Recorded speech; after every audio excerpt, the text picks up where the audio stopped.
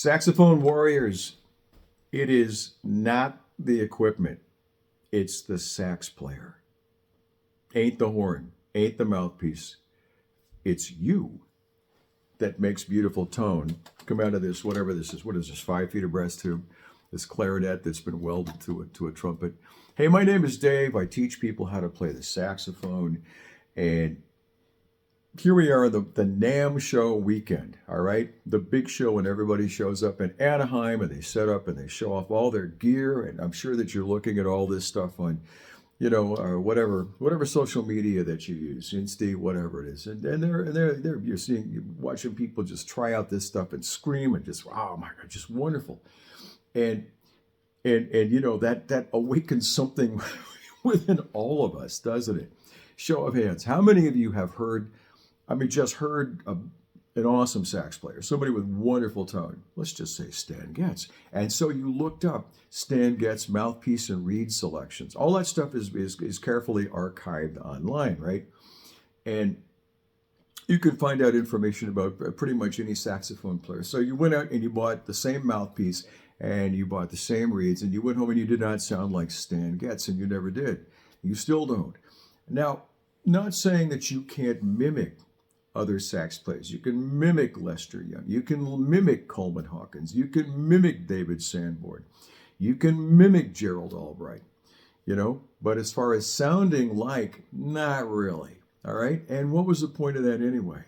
Well, you wanted to sound better, didn't you? So you invested in some equipment and some reeds and some whatever, the ligatures. My God, I had a student once who had put more money into a mouthpiece and a ligature combination than I spent on my first car when I was a teenager. I think this kid dropped well over $1,200, all right? It's a lot of coin. Not saying it's bad, and I'm not saying it's good. What I'm saying is that stuff doesn't make the tone. You make the tone, and the main ingredient of that is, well, there are two parts to that. One is your air support. And that's a lesson I teach over and over, and I'm not going to bore you with that right now. And the other is hearing, having an idea of tone. What does good tone sound like to you? What does tone sound? What do you want to sound like? Well, you don't know because you're just chopping away and working at this. And when you hear somebody really good, you go online and you Google Hank Crawford. What kind of mouthpiece? What kind of reed? Cannonball Adderley. What kind of mouthpiece? What kind of reed? All that sort of thing. And you're disappointed when you don't get those results that you thought you were going to get with that expenditure. I'm sorry, but it doesn't work that way. Now, what does work, what does suit you, is to find the horn and find the mouthpiece that suit you. Now, the mouthpiece has to work for you, and it has to work for the horn as well. Oddly enough, I've tried a dozen mouthpieces on this horn. This is a Con. It's a 6M, and it's pretty old. 1946 vintage, according to the serial numbers. It's a beautiful horn, probably better than I deserve. But I did go through a stack of mouthpieces to see what would sound best. And the Meyer Brothers products sound real good on this horn. Meyer 5M, Meyer 7M, the New York Meyer. They all sound really good. And others just didn't work. And I had my students test them, the other mouthpieces out as well, to see if it was is it just me, or is it the piece? And there is something, to be said. I found a great mouthpiece for my tenor sax. I have used different pieces over the years and have arrived at a piece that is absolutely flawless. Now, a good piece for me is one that, sits in the middle somewhere. I can shoot fireballs if I need to, or I can just play as quietly and as beautifully in tune as possible. It becomes my partner, right? So, but the horn's got to like it too. It's got to work with the horn. I remember years ago buying, just the biggest, best, one of the coolest. And I'm not going to say the brand name because I don't want to criticize anybody. And it wasn't the mouthpiece. It was the combination of mouthpiece and horn. Once I got this beauty home, the ink on the check, it's just barely dry. It's about $1,000. And I got it home and I could never play that thing in tune. We, in fact, talked to the factory, the retail shop, and I got the factory rep on the phone and talked and just could never get the thing to do anything but blow way sharp. It just didn't work. Same horn now, I've got a good piece on it. and it's just absolutely beautiful. So that's the deal. Most of the players, and I digress, but most of the players that I follow and have enjoyed over the years really just stuck with that one mouthpiece, one horn, one mouthpiece, okay? And didn't really make a lot of changes, if any at all. Bob Reynolds he played a tone edge from high school all the way up till fairly recently, and I'm talking that's got to be 24 years, or at least maybe more.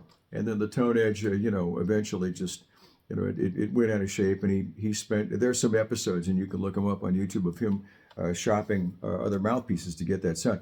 And I believe Ernie Watts, tenor sax marvel, has been playing a Link Supertone Master, like a 13-tip opening or something for his entire career. Who else can we think of? Charlie Parker. Well, he played whatever was in the room, right? I think that David Sanborn stuck with a mouthpiece throughout his career. And there are more and more, examples of players who did that. And what that does is, and I know it's really boring. It's a lot more fun to go get a new mouthpiece because it inspires you with hope, right? Well, there's the car ride too, but still, there's hope. Oh man, I got this new mouthpiece, and it's just going to solve all my problems.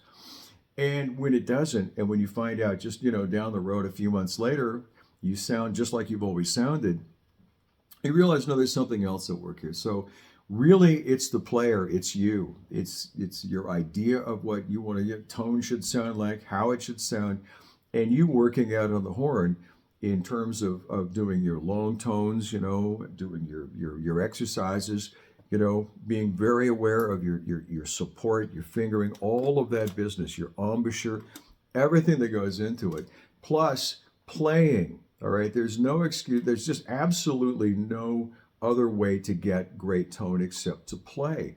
And you know me, if you watch this channel enough times, you say, I'm going to say play with other people, right? Sit down and play. I mean, play, not just by yourself in the room here, but play with other people.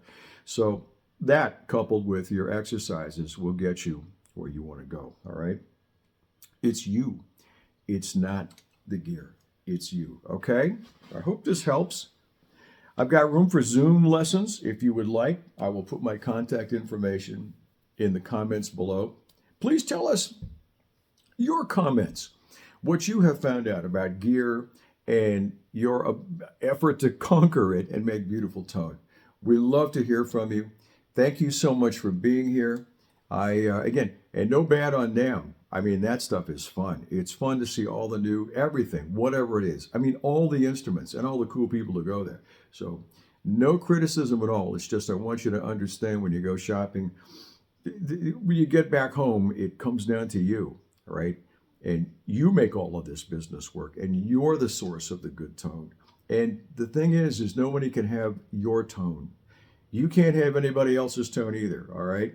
Hey, that's all I got. I'm going to keep rambling here. I've had coffee, so I'm going to sign off now. Have a great weekend.